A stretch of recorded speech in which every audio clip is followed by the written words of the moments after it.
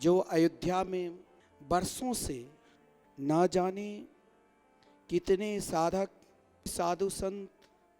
कितने कार सेवक प्रभु श्री मर्यादा पुरुषोत्तम श्री राम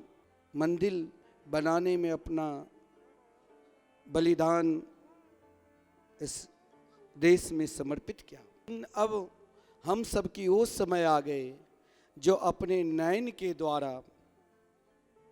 प्रभु श्री मर्यादा पुरुषोत्तम श्री राम अयोध्या धाम में,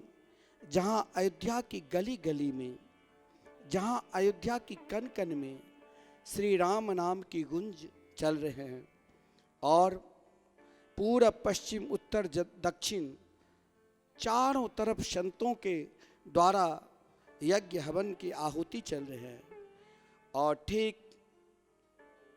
22 जनवरी के हम सब उस अद्भुत क्षण के दर्शन करेंगे